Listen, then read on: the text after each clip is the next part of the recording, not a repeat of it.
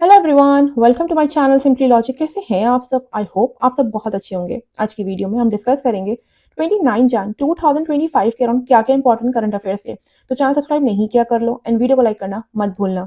सबसे पहले, which state tableau won the best tableau award on the 76th republic day celebration. हाल ही में 76वें गणतंत्र दिवस समारोह में किस राज्य की झांकी ने सर्वश्रेष्ठ झांकी का पुरस्कार जीता? ऑप्शन है महाराष्ट्र, उत्तर प्रदेश, कर्नाटका या राजस्थान। तो सही आंसर आपका ऑप्शन बी, उत्तर प्रदेश की टैब्लू ने जीता है best tableau award on the Republic day celebration 2025। बात करें डिपिक्ट क्या कर रहे थे, तो ये डिपिक्ट कर रहे थे प्रयागराज में होने वाले महाकुंभ को। तो ये इमेज भी आप देख सकते हैं। नेक्स्ट है Pangsau pass which was seen in the news lies between which two countries. Pangsau दर्रा जो खबरों में था वो किन दो देशों के बीच में स्थित है? ऑप्शन है India and Bhutan, China and Nepal, India and Myanmar या फिर इंडिया एंड बांग्लादेश। तो सही आंसर है आपका option C, India and Myanmar के बीच में लोकेटेड है पेंगसाउ पास। कहाँ पे? पटकाई हिल्स में at an altitude of 3727 feet पर लोकेटेड है Pangsau pass. Also recently Arunachal Pradesh के शहर नेम्पोंग में पेंगसाउ पास इंटरनेशनल फेस्टिवल भी सेलिब्रेट किया गया था। नेक्स्ट है आपका Jitendra Pal Singh has been appointed as the new ambassador of India to which country.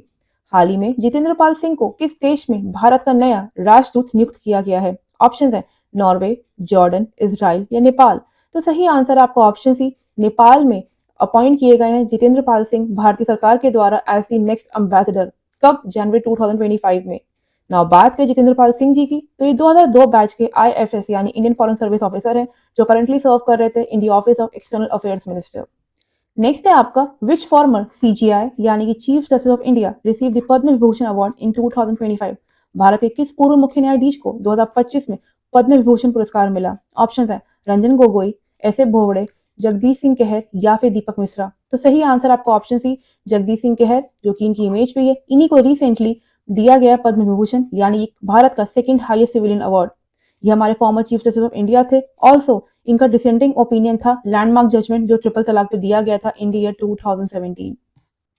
Next है आपका Alexander Lukashenko become the president of which country. हाल ही में अलेक्जेंडर लुकाशेंको किस देश के राष्ट्रपति के रूप में नियुक्त किए गए हैं? ऑप्शन है बेलारूस, सिंगापुर, इंडोनेशिया या यूएसए।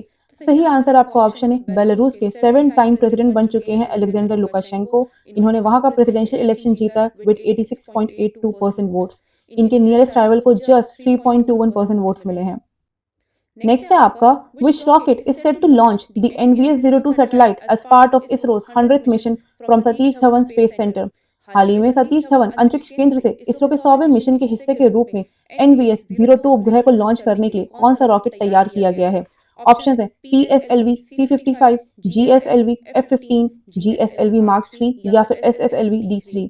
तो सही आंसर आपका ऑप्शन बी, GSLV F15 को लॉन्च किया जाएगा to deploy NVS-02 satellite as a part of ISRO's 100th mission from Satish Dhawan Space Center in Sriharikota, जो शेड्यूल किया गया था 29 जन 2025 को।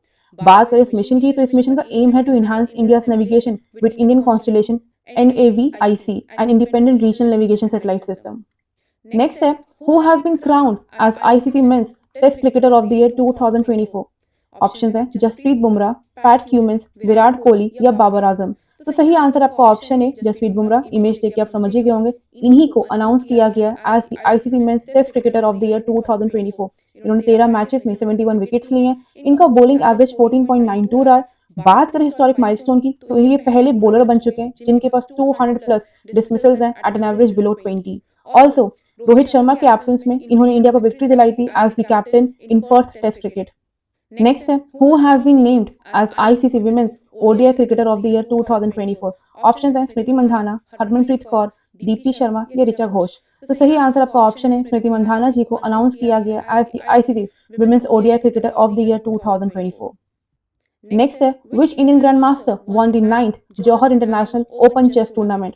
हाल ही में किस भारतीय ग्रैंड मास्टर ने 9वां जौहर इंटरनेशनल ओपन शतरंज टूर्नामेंट जीता? ऑप्शन है R Praggnanandhaa, D Gukesh, P Shyam Nikhil, D इंडियन पनीर सेल्वम।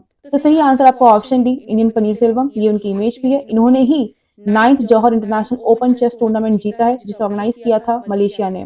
ये 22 साल के हैं, तमिलनाडु के शहर इरोड से बिलोंग करते हैं। इन्होंने अपना इवेंट डोमिनेट किया by finishing 1.5 points ahead of the closest rival. Next है Recently, K.M. Cherian passed away at the age of 82. He was related to which field? हाल ही में के.एम. चेरियान का 82 वर्ष की आयु में निधन हो गया है। वे किस क्षेत्र से संबंधित थे? ऑप्शन है कार्डियोलॉजिस्ट, साइंटिस्ट, फिल्म या म्यूजिक। तो सही आंसर आपका ऑप्शन है, वो कार्डियोलॉजिस्ट थे, इवन वर्ल्ड फेमस कार्डियोलॉजिस्ट थे। उन्होंने ही इंडिया की पहली successful coronary artery bypass surgery की थी 1975 में। इवन इंडिया का पहला हार्ट लंग ट्रांसप्लांट भी किया था। उन्हें रिगार्ड किया जाता है as a pioneer of paediatric cardiac surgery in India. इनकी रिलीज हुई थी रिसेंटली बायोग्राफी केरला में, जिसका नाम था हैंड ऑफ गॉड। इसे लिखा था प्रिया एम मेनो ने। नेक्स्ट है आपका young Indian mountaineer Shivangi Pathak recently hoisted the try colour on the highest peak of which country.